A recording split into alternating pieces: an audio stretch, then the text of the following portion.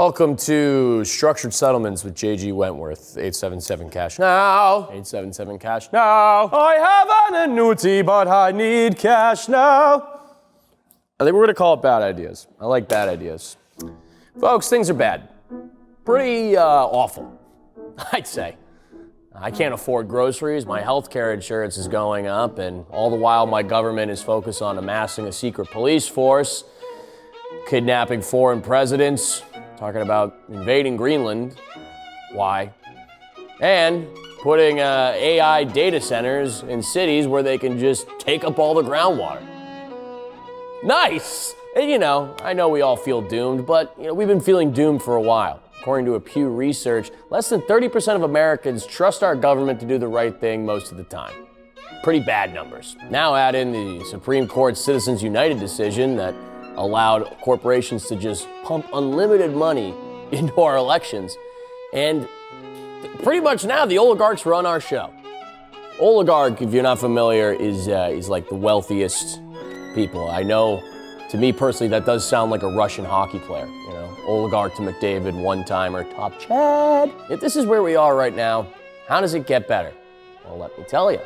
We need a presidential candidate who will unite the country across all political barriers through his sheer popularity. A person who can sell even the staunchest MAGA people on holding billionaires accountable. Grow the middle class. Relinquish us from the wage slavery that we are living in.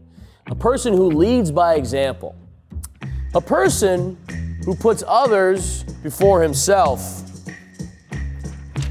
And I think I know just the man.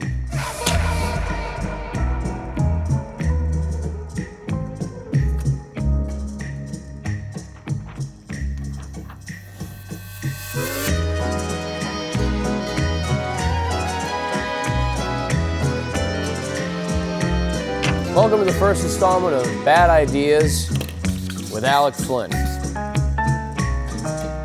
My name is Alec Flynn, but you can call me Big Al, you can call me Flinny, whatever, I'm a former teacher turned comedian, and I love a good deep dive. I love just getting my fingers down in there and really massaging out the details of any sort of big topic that I'm into. And as things get crazier and crazier in this country, I really like to learn if there are any big solutions, big ideas that can maybe turn us the fuck around, huh? And I know we got a bunch of problems, but hey, what are problems if not fun challenges for all of us to think about together?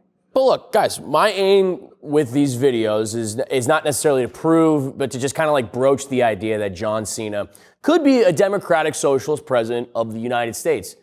Would he actually do it? I mean, I don't know. It's not the craziest thing in the world. It's been done before at the state level. I look at the past, the present, and the future, and the more I think that this political climate that we're in, it's kind of ripe for a man such as John Cena to come in with his popularity and really bring us together like that. You know what I mean? I wish I had pecs as big as him. I could. But first, who is John Cena? Who is? Yeah, question, Emmett. No, I was going to answer who is John Cena. Why are you sabotaging me? No, it's fine. It's just hilarious that you think you run my show, dude. I'm sure you all know the kid from West Newburyport, born, I believe, April 23rd, 1977. So he's 48 years old, so that is legal age to become president. Wrestling was very important to a young John Cena. He was a big wrestling fan growing up. His father was involved in local wrestling as well, but he was picked on as a child. Not very welcome in because he loved hip hop and loved other things. He was also smaller. So then, when he was 14, he started lifting weights. These are what we like to call muscles. These is the biceps, tricep area. These are the traps. But by the time he's in high school, Cena's looking like a goddamn meat mountain. He goes to Springfield College, gets a degree in exercise science, and then starts wrestling. He goes first into the Ohio Valley Wrestling Company as a wrestler called the prototype. Now, he makes his professional wrestling debut with the WWE. I mean, look at this guy. He looks like he'll kill you at a 7-Eleven traffic stop. This is a guy who should have a fucking pentagram on his forehead. There's no way he wasn't making the WWE. And he did make his debut, in fact, in June 2002 on Friday Night SmackDown, answering an open challenge from the man, the myth, the legend, Kurt Angle.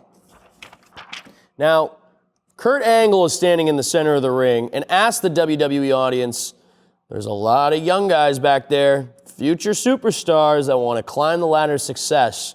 Well, now's your chance. Who comes through? Who is there to answer the bell? John Cena. Kurt Angle says, who the hell are you? Cena says, I'm John Cena. Kurt, what's the one quality you possess that makes you think you can come out here and beat the very best in the business? Ruthless aggression. Look at this guy. That is when he takes out Kurt Angle with a big old slap, just like that. Look at all these people in the back. This guy can't even believe what he's watching. This dude look at, like, it's just all guys that definitely work for ICE now in this front row. While his star had yet to shine the brightest, he was really being pushed for a top position in the WWE. I mean, because he had the look. You know, he looked like an absolute freak of nature. But, you know, things weren't really shaking out his way. He was continually getting put to the bottom card. He was failing to, quote, get over. That's what they say in the wrestling business. Until one day, he's in the back of the WWE bus talking with a bunch of other wrestlers, and he's freestyling. Cena, in the WWE, they used to make a series of cuts around November and May. I was told I would be getting my release in Christmas cuts because it just wasn't working. They gave it to me on a silver platter. John Cena, ruthless aggression. And I failed. I messed it up. I was last. And it was on my last European tour. Like, the guy was done. This is a man who had been given every opportunity and was told, you fucking stunk. So we're in the same bus. Heard a bunch of guys sitting in the back of the bus, like Rikishi and Rey Mysterio. Now, I would love to hear Rey Mysterio freestyle. If anyone can send me that YouTube link, I'd love to watch that. Leading the charge, and they're freestyling just to pass the time. And I remember being like, hey, let's go try this. I dove right in, and it resonated with me. So Cena's getting the entire group going in the back of the bus. Bruce Pritchard, one of the guys that writes for WWE. Well, if he can entertain the group backstage of the most cynical people that you've ever asked for, then he can entertain the masses. Stephanie McMahon, WWE exec, remembers hearing it, and she goes, hey, do that again. In 2 seconds, I made a small rap about tuna fish, the jetway, the plane we're about to go on, and the destination closed with a comment about Stephanie. And she goes, would you like to do this on television? Absolutely. Seizes opportunity right here. Seizing opportunity, not going to let something like that go to waste. And then the character we all know today as John Cena is freaking born. Look at that guy. Thugonomics is born. Now, I have a degree in economics. I did not minor in thugonomics like my boy here.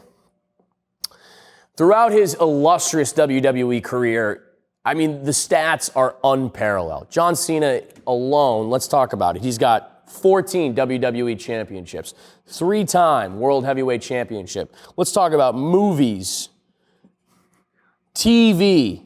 I mean, everything from Peacemaker to The Marine to Ricky Stenicki. Ricky Stenicki, I mean, 14 categories at the Oscars Ricky Stenicki was nominated for, snubbed for all of them. I can't believe it. But John Cena, I mean, you want to talk about a guy that also has humility. His farewell tour received by many as like one of the best there was. He announced this past year he was going to be done after SummerSlam. And I think a lot of people that are big wrestling fans resonate with this guy because he's a guy that, while he has reached the heights, he can also show humility. He's going to allow his face to be squished by a guy that isn't really that popular in the audience. This was his last tap out, his last match. At the end of this match, he takes off both of his armbands, places them at the ring, as is to say, I'm done. Not to mention, John Cena has also done 650 Make-A-Wishes, granted 650 Make-A-Wishes. That is crazy. That's over 300 more than the second person on the list. I mean, John Cena is so popular in American culture today that he goes in and out of meme cycles based on his popular phrase, "You can't see me." I did one Google search for John Cena memes. I got all of this. I mean, this doesn't even make sense. Dream Blunt wrote. I don't even know who that other guy is. You can't see me. And then, of course, I mean, who doesn't love a Spirit Halloween, huh?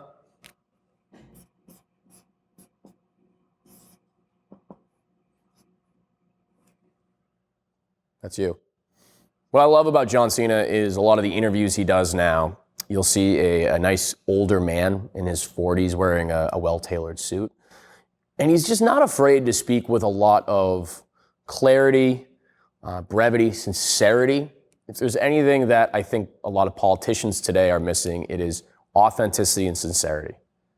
At least the ones that make the big noise and the ones that are very popular, it always feels like they're talking out of both sides of their mouth.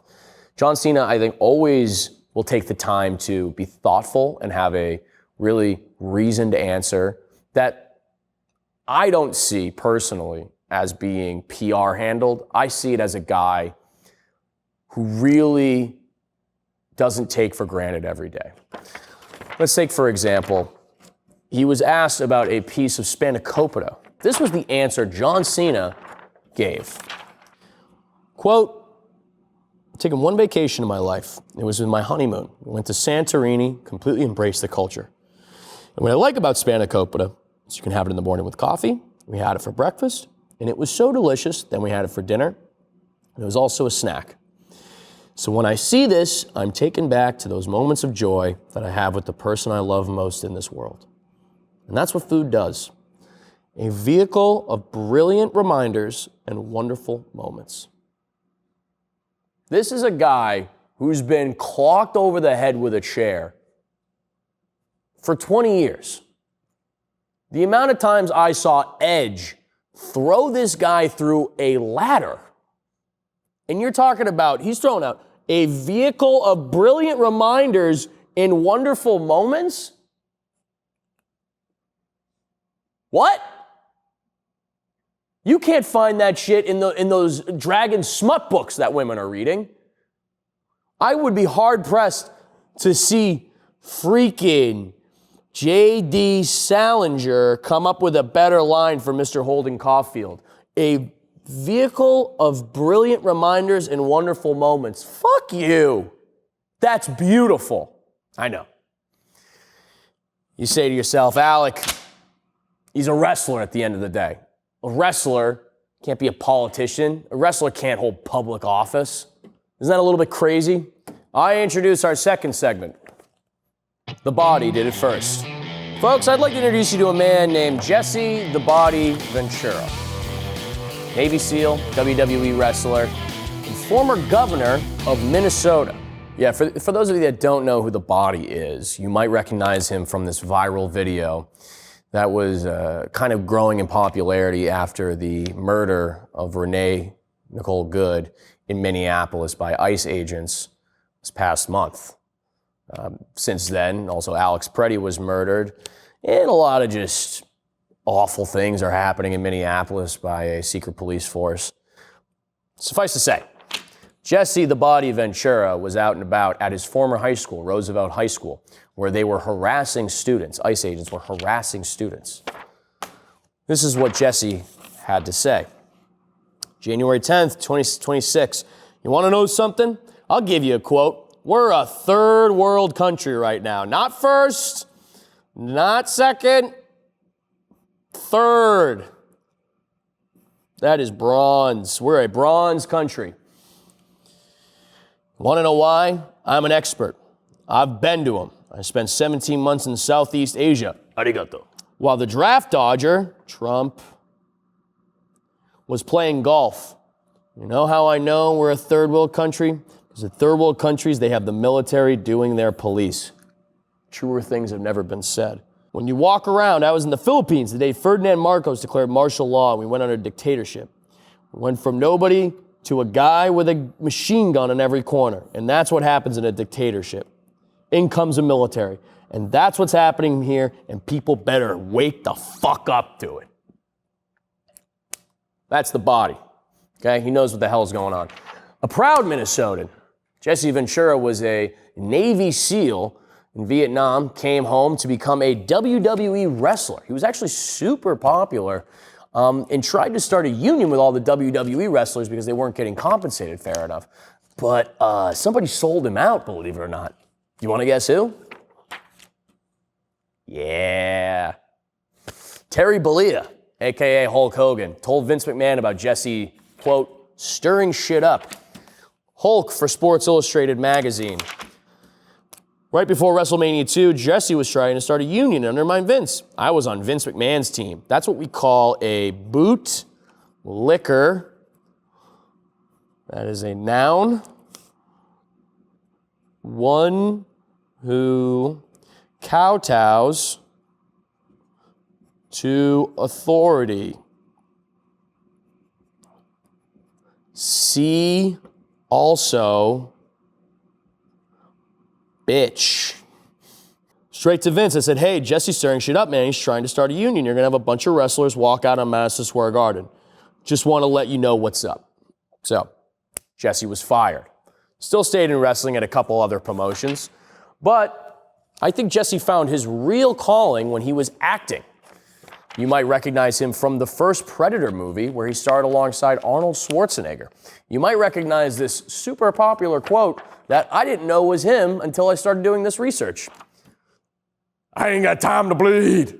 After his movie days were over, he got involved in Minnesota politics, particularly in his home in Minneapolis.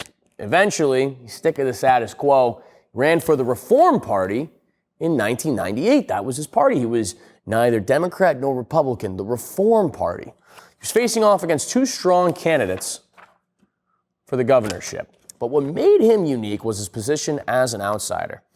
The ability to say, yes, I was a wrestler. Yes, I was an actor. Okay? But I'm also a Minnesotan who wants to serve the people. And I think what really made him stand apart was his unique branding. Now, what we like to say here on Bad Ideas with Big Al is the medium is the message. Right, Emmett? Yeah. You haven't even been paying attention. Yeah, I have. Who's that? Jesse the Body. All right. Good job. What made him stand apart was his unique branding for the campaign. The way he would dress on campaign stops, usually rocking like a nice varsity jacket and some blue jeans like my boy. You know what I mean? And his ads, which could be a little risque. Navy SEAL, union member, volunteer high school football coach, outdoorsman, husband of 23 years, father of 2. A man who will fight to return Minnesota's budget surplus to the taxpayers, who will fight to lower property and income taxes, who does not accept money from special interest groups, and who will work to improve public schools by reducing class sizes. I am hard as hell. I mean, that's the Body if I've ever seen one. But I think what's important to distinguish is not only was he an outsider, but he also carried himself with a little bit of humility and sincerity, which I think was a little bit unique. You know, as a politician, you kind of want to say, like, I have all the answers. That's why you vote for me. But during debates, he would allow his Democrat and Republican opposition to quarrel amongst one another. For PBS Minnesota series, Minnesota's unconventional governor, Jesse Ventura, sharks the world. Coleman and Humphrey, I think these were Republican, Democrat, couldn't figure out who he was helping and who he was hurting. They just assumed that eventually once he drops out of the race, they want to be on the right side of picking up all of his voters. So look, Coleman and Humphrey kept saying, Jesse's right, hoping that when Ventura inevitably collapsed, they would inherit his voters. But they said Jesse's right so often that voters began to think, oh yeah, Jesse's right. I would watch these videos myself, and I was really impressed by the way that Jesse, this big hulking man, would sit between these two geeks, and he would wait his turn, and he would wait for them to finish quarreling, and then he would go, here's my position. Usually it was kind of like in the middle of these two, or he would take one side or the other. But what was great is that you could tell it was measured, you could tell it was honest, and it was clear that through all the quarreling, there was one option, who at least you could understand. Jesse's strategy on the ground was simple. Bring out new voters, young people, people that hadn't voted in a while. 75% of those that registered to vote on Election Day cast their vote for Jesse, according to a St. Thomas research poll. These would be the people that eventually brought the governorship to Jesse Ventura. And he did it with great fucking merch. He won 37% of the vote. Look at that t-shirt. Retaliate in 98.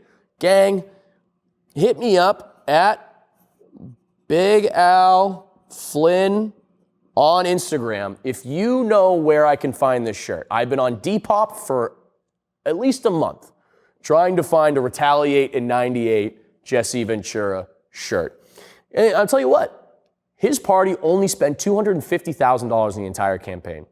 And he raised that money by selling these dope-ass t-shirts. How can you not get romantic about the body, man? This is a guy that just cares, all right? His first day in office, he said, quote, "The legacy of this administration will be provoking people out of their apathy. It's not my job to make people feel comfortable." That's a fucking bar. Provoke me out of apathy. In a way, our current president has also done that. People no longer feel apathy and they feel a need to sort of get involved. There's many ways that you can also get involved locally, trying to make sure that ICE does not invade your community or that people won't go hungry while facing this existential threat. I digress, but apathy is the death of democracy. If you don't care what happens to your fellow American, fuck you, dude. Jesse was only governor of Minnesota for one term. Unfortunately, he was marred by a couple problems. For example, he undermined his support through controversial interviews and lucrative employment as a wrestling referee and professional football commentator back when he was a commentator for the XFL, Vince McMahon's promotion. Vince McMahon, if you're not familiar with the XFL, did a football league in the early 2000s where they just got wrestlers to beat the fuck out of each other. All right, there was one segment where Vince McMahon was like, "We're gonna go into the cheerleaders' locker room." Like, they just tried to do wrestling football. Jesse was, of course, one of the announcers. On The Late Show with David Letterman, he said that St. Paul streets have been laid out by drunken Irishmen. Funny. In a Playboy magazine interview, he said that organized religion was for the weak. Hilarious. And in a single pay-per-view wrestling event, he made a reported $1 million. So often absent from the state for television appearances occurred by high security costs. And because the local press reported these activities, often critically, Ventura took to calling the Minnesota Reporter and newspapers media jackals. Another fire t-shirt. Another fire t-shirt. This is what people forget about politics. It's all about merch. What does Trump have? Hats. Okay? Jesse has, this is the shirt he would give out to the media for being jackals. That's electric. I don't know who the merch guy is. Hit me up. I digress. He did have some big moments and some big wins as a Minnesota legislature. He did create all the funding for the new railway program in Minnesota. He got funding for the airport. He also helped increase funding for the state school system, which was, really good. Minnesota has a really solid education system now because of him. He did leave a $4.2 billion deficit after inheriting a $4.6 billion surplus in the state budget, which, not great. Not great. Now, is this a video about Jesse Ventura's political record? No. Is this a video about how wrestlers would be governing? No. Okay? This is a video about how wrestlers get elected. And while Minnesotans can debate how much good Jesse did as governor, based on my research, it seems like most people agree that it didn't get any worse. In today's America, that's a W. Thus is the legacy of Jesse the governor, Jesse the man, and most importantly, the body. I want that to be painted of me when I die. And now we come to our final segment. The body slam of democratic socialism. A little bit of nostalgia for all of you. You guys remember the movie Idiocracy? Well, in the movie, I remember they have a president named President Camacho, who is a former professional wrestler played by the one and only Terry Crews. And the more I watch that movie, I think, are we that far off right now? Are we that far off? Are we that far away from having a professional wrestler be president? I mean, we already got a reality TV star. Now, look, while Ventura might have been before his time in being a controversial politician, that really doesn't matter anymore. As we can see, everybody is sort of operating by their own rules, especially like with all these policies that are like just allowing for Trump and all of his friends to keep getting richer and richer, pretty much allowing the presidency to be a burgeoning business. I guess my point here is that the current system of American politics is broken. The current system allows for Trump's brand of moron fascism to just kind of do whatever the hell they want. If you think we're going to have an election without it being contested this year, you're out of your fucking mind. We need somebody to come in with clear ideas on how to fix the system for everyday Americans. Look at Zoran Mamdani. He won on clear messaging of affordability, free buses, city-owned grocery stores, fighting corporate greed, okay, fighting against landlords. These are stuff that everyday people interact with. And while the new mayor has yet to see his policies played out and a complete overhaul of New York City, I'm hopeful. This is a guy that I think has given everybody my age hope. I don't think it's in a vacuum either. I think this is something that young Americans across this country really see as a way forward. Let's look at these Gallup polls, for example, earliest dating back to 2024. These are kind of big points, I would say, when it comes to how people are feeling right here. I'm going to read some aspects of American life today. For each one, say whether you are satisfied, somewhat dissatisfied, or very dissatisfied. Size and influence of major corporations. 2025, very dissatisfied, 45%, somewhat dissatisfied, 27%. Now let's look at a couple others. Responsibility for health insurance. Do you think it's the responsibility of the federal government to make sure all Americans have health care coverage? Or is that not the responsibility of the federal government? 62% compared to 36%, the latest numbers from this Gallup poll, say we should have Fed Gov helping with health insurance. I mean, I don't know. I think keeping people alive should be kind of a fundamental right, no? This is coming from a guy whose health insurance got raised by $200 this year. Let's look at another one. Feel about the state of the nation in each of the following areas. How about quality of public education in the nation? 46%, very dissatisfied, somewhat dissatisfied, 27%. As we know, the Trump administration is trying to abolish the Department of Education to make way for these voucher programs that, these fledgling charter schools and places where these for-profit schools can educate your kids with no fucking oversight. Last one I'll show you right here. Which political party could do a better job of handling the problem? Republicans or Democrats? Let's look. September 25th, 2016. No, September 2nd to the 16th. This is 2025. This is the past year. Republican Party, Democratic Party, no difference or opinion. 21% is a pretty sizable amount, I'd say. So no one's really like on the same page. This is a swing amount of voters, okay? I think there's just enough people on both sides ready to jump ship. And I know you're like, Alec, why could John Cena be the guy to bridge?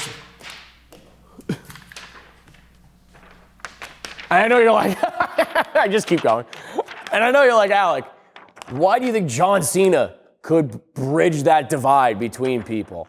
I mean, I don't know, man. Every time I hear him in an interview, he speaks about like handling people and talking about people with such grace. I mean, even on The Breakfast Club, for example, this is how he's talking about somebody that stalks him and needs to get at him for autographs, right here.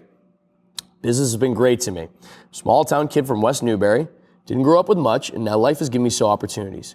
The trade-off is that your work is observed by a lot of folks and that affects their life. Self-aware. I'm not perfect because there are days I wake up grumpy and some days I'm short on patience. But if there's one thing I'm really trying to hit the throttle on, it's just having a second of empathy for everyone. And that there is a difference between like fans and memorabilia hounds because memorabilia is, a business. But even those people that are doing that don't necessarily care about you or for you. Your thing is going to help them financially. I look at it as like that. Man, I'm just going to do this. You're going to sign it and sell it. But my work can be a vehicle to help somebody. And maybe that's my give back. Maybe one signature at a time, I can give someone resources to have a better life. And I kind to keep that mindset. Now, I know I wasn't reading it very clearly. I get that. I'm getting to the point now where I'm like, I know I'm doing that now because I'm fervent about this idea. When you talk about having a second of empathy, how often do we wake up and we say, I'm going to fucking break stuff today? You get in your car, you put on Limp Bizkit, and you smash the steering wheel, ready to lose it. You know what John Cena does? This is a man who is nonstop hounded by men, women, children alike. He says, I try and have a second of empathy for everybody. Because maybe one signature at a time, I can give someone the resources to have a better life. This is what I like to call a positive outlook. Because this man's a kindred soul. That's why I think he'd be great in the White House. Because he would do it not for his ego, not for the money, for the fame. He has all those. What he does have, though, that needs to be helped is his love of people. I mean, because I watched these interviews. I've watched over 100 hours of John Cena interviews for this video alone. And the way he has empathy, he has a feeling of love and understanding of his place in the universe. He's just kind of like a dork about all of this. He's really sincere. Let's listen to him here talk about drinking a flat white coffee. The reason I love a flat white is because coffee is a universal language throughout the world. So I will judge a place based on its flat white. Some people misinterpret flat white, but that's also how I can be like, oh, this place isn't a real coffee shop, or this isn't coffee first. A lot of places are food first, coffee is an accoutrement. See? Only a democratic socialist would know that much about coffee. Now, haters might want to say that John Cena, he's all PR. He's been so PR trained, he can't even be genuine. Just like my guy here, Mihoy Manoy on fucking, look at this name, Mihoy Manoy. Mihoy Manoy on Reddit says, John Cena's interviews are the opposite of authentic. See, so many people praise the way he speaks in interviews, call him grounded and authentic. I find it completely rehearsed. Speaks like an elected official or something. Oh, you mean like how elected officials used to speak? People give The Rock flack for that, but then turn around and praise Cena when he's even worse, in my opinion. Shut up.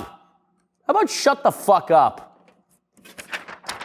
I know everybody's used to public figures going on Theo Von and being like, oh, I drink Dr. Pepper for breakfast. It's nice, dude, to have a refreshing guy who speaks clear and thoughtfully. I don't think that's a reflection of him being unauthentic or insincere. I think we're just so used to people being like, dude, yeah, no, I'm running for Congress, the 3rd seat in Maryland district. Who'd you rather do, your mom or your dad? I'm sick of it. All right? I think John Cena has struck a fine balance of being his true, dorky, authentic self and knowing the public eyes on him the entire time. He wants everyone to feel included in his journey. We've already discussed how Jesse Ventura won the governor race by just being his authentic self and allowing the mudslinging to kind of slide past him and not be within that corruption, how he did in government, whatever. And it's like, why can't John Cena do the same thing? He's an actor with 100 times more popularity than Jesse. All right, we hem and we haw. Where are the adults in the government? Where are people going to come in and the Epstein list? Who's going to take control of that? I know a man who can unite us all. I know a man that has, it seems to me, personal responsibility. Okay? He's a guy that likes a good ice cream. What's that, vanilla? Put some chocolate sprinkles on that. Look at this video he made back in 2016. This is his first political campaign ad right here. Look at this. He made 2016 for a campaign called #WeAreAmerica. Patriotism. There's a word thrown around a lot. You see, there's more to patriotism than flag sequin onesies and rodeos and quadruple cheeseburgers. Patriotism is love for a country, not just pride in it. But what really makes up this country of ours? Almost half the country belongs to minority groups.